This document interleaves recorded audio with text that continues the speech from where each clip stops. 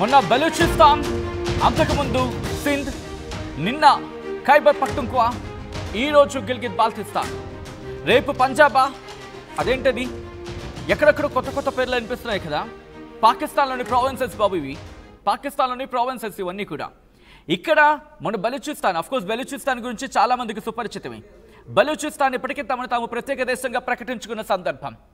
So ఇప్పుడు బలూచిస్తాన్ తర్వాత సింధ్ ఎటువంటి ఆగ్రహాన్ని వ్యక్తం చేస్తుందో చూసాం. సో ఈ నేపథ్యంలో నిన్న ఖైబర్ పఖ్తుంఖ్వా ప్రజలు తిరగబడితే నిన్న ఖైబర్ పఖ్తుంఖ్వా ప్రజలు తిరగబడితే ఈరోజు గిల్గిత్ బాల్టిస్తాన్ ప్రజలు పాకిస్తాన్ మీద నిరసన వ్యక్తం చేస్తున్నారు. ఆందోళనతో రోడ్ల మీదకి వచ్చిన పరిస్థితి, దానికి సంబంధించిన బిగ్ బ్రేకింగ్ న్యూస్ చూస్తున్నారు. ఇటు పాకిస్తాన్లో నిరసనలు వ్యక్తమవుతున్నాయి, ఆందోళనలు పెళ్లుబుకుతున్న పరిస్థితి ఉందనే చెప్పుకోవాలి. ఇటు గిల్గిత్ బాల్టిస్తాన్ అంటే ఒక విధంగా చెప్పాలంటే మనదే. అది పాకిస్తాన్ ఆక్యుపైడ్ కాశ్మీర్గా మాట్లాడుకుంటూ ఉంటారు. పైన ఉంటుంది. ఇది కూడా మనదే. వీళ్ళు కూడా మీరొద్దురా బాబు అని చెప్పి దండం పెడేస్తున్నారు ఏకంగా వాళ్ళకి.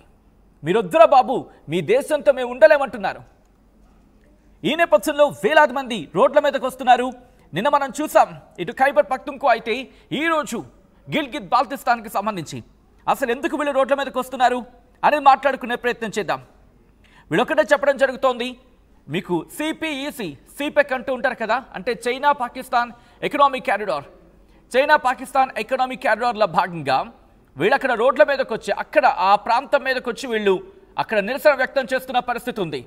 వాళ్ళు ఏమంటున్నారు?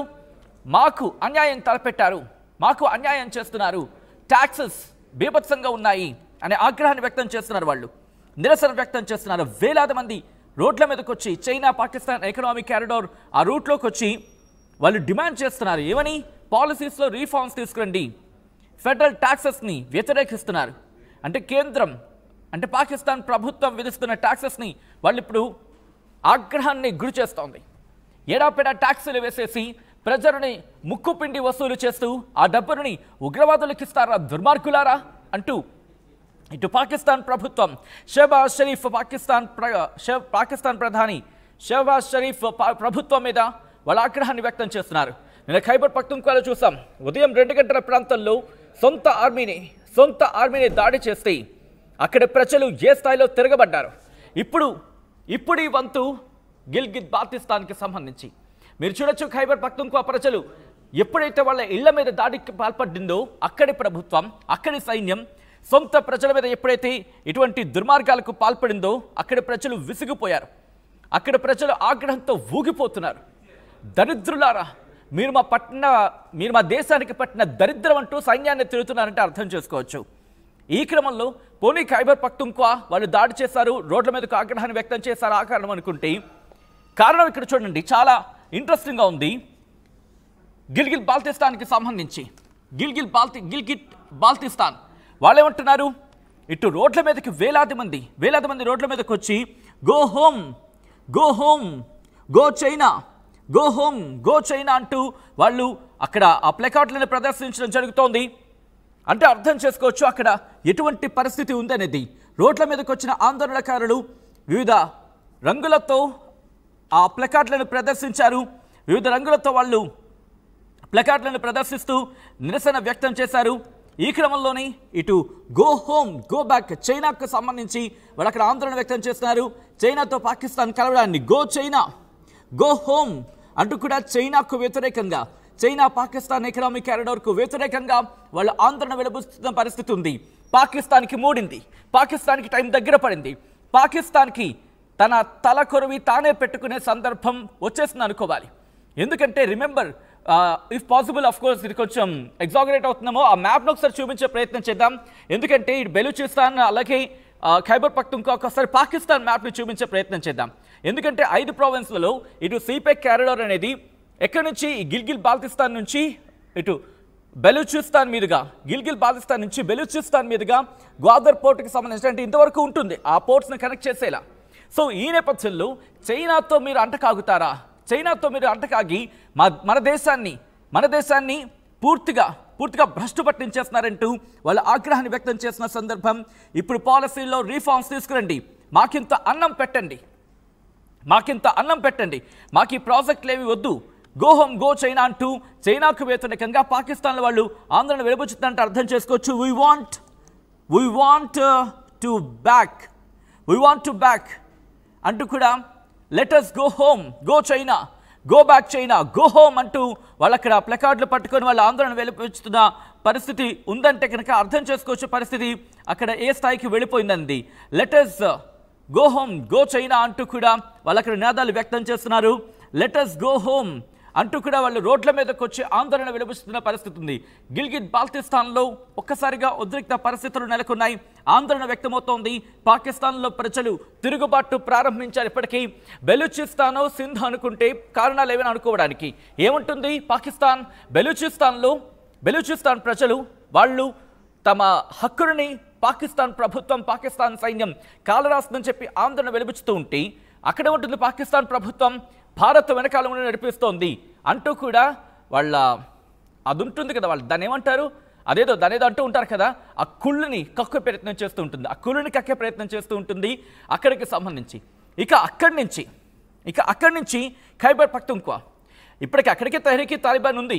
తెహ్రీక్ తాలిబాన్ అంటే వాళ్ళకి పడని తాలిబాన్ మిలిటెంట్లు వాళ్ళనేమంటుంది, చూడండి ఎంత కుతంత్రాలు పన్నుతూ ఉంటే ఒకటే కదా, నువ్వు పన్న కుతంత్రాల్లో నువ్వే కూరుకుపోతావు. ప్రస్తుతం పాకిస్తాన్కి అవుతోంది అదే.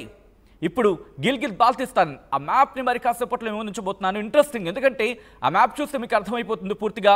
గిల్గిట్ బాల్టిస్తాన్ పైన ఉంటుంది, ఆ తర్వాత ఖైబర్ పఖ్తూన్ఖ్వా, ఆ కిందన బెలూచిస్తాన్, ఈ పక్కన పంజాబ్, ఆ కిందన సింధ్ ఉంటాయి.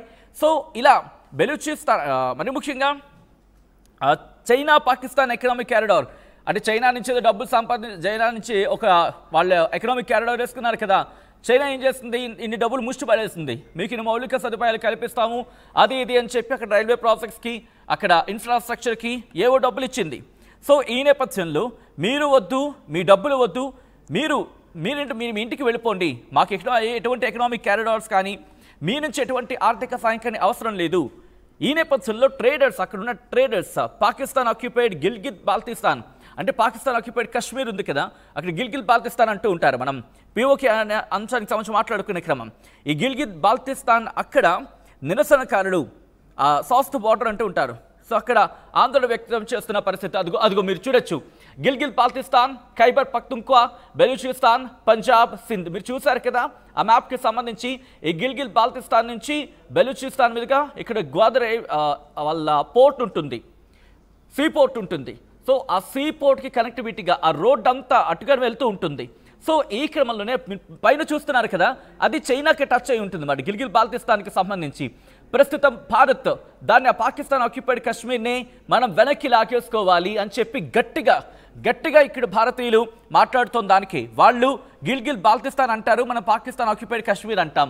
అది లాగేసుకున్నాం అనుకోండి, అది లాగేసుకుంటే చైనాతో పాకిస్తాన్కు ఉన్న కనెక్టివిటీ తెగిపోతుంది. మహా అయితే ఖైబర్ పఖ్తూన్ఖ్వా మాత్రమే ఉంటుంది. ఖైబర్ పఖ్తూన్ఖ్వా కూడా అది మీకు ఆఫ్ఘనిస్తాన్ బోర్డర్ తగులుతూ ఉంటుంది. ఆఫ్ఘనిస్తాన్లో కూడా గట్టిగా వాళ్ళు పట్టు బిగించారు అనుకోండి, అటు ఖైబర్ పఖ్తూన్ఖ్వా కూడా పాకిస్తాన్ చేతుల నుంచి చేజారిపోయినట్టు. కాబట్టి గిల్గిట్ బాల్టిస్తాన్ అంటే పాకిస్తాన్ ఆక్యుపైడ్ కాశ్మీర్, అది మనం పాకిస్తాన్ ఆక్యుపైడ్ కాశ్మీర్ అంటాం, వాళ్ళేమో గిల్గిట్ బాల్టిస్తాన్ అంటూ ఉంటారు.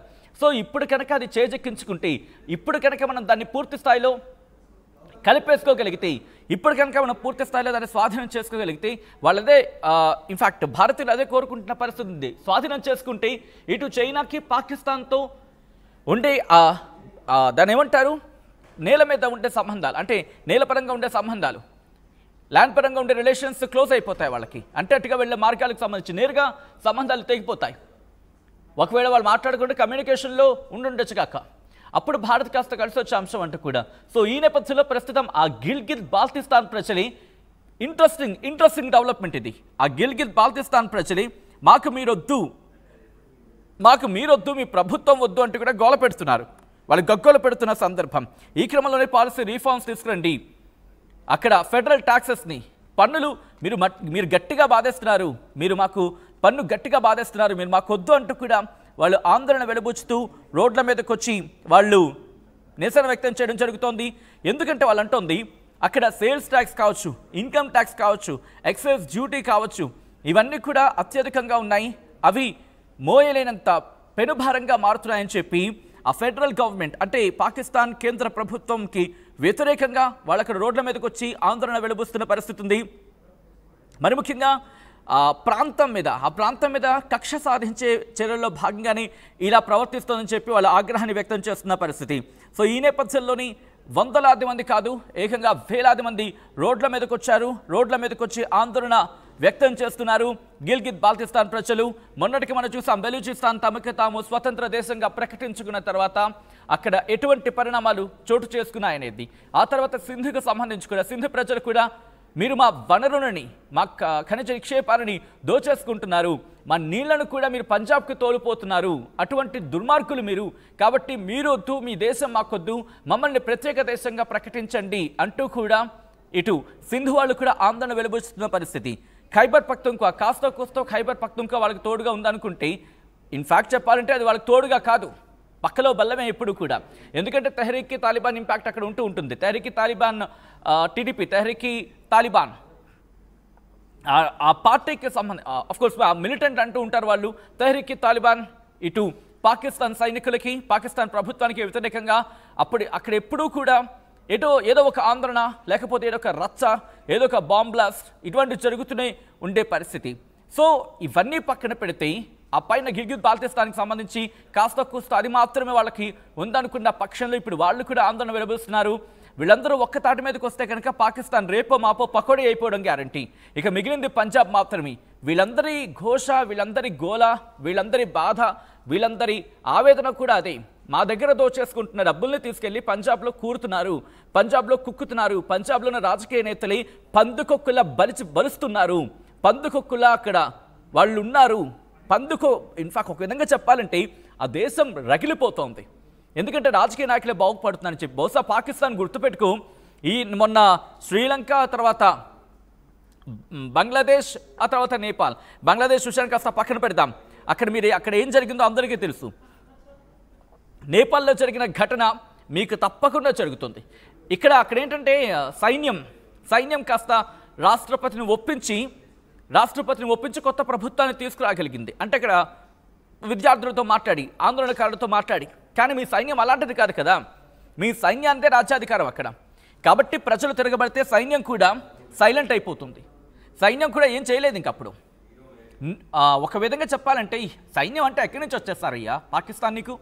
నీ దేశ ప్రజలే కదా వాళ్ళు కూడా. వాళ్ళలోనే ఒక అసంతృప్తి, కొంతమంది కోసమే పనిచేయాలి, మేమెందుకు పనిచేయాలి అనే ఒక ఆ నిరాశ నిస్పృహ ప్రారంభమైందనుకో.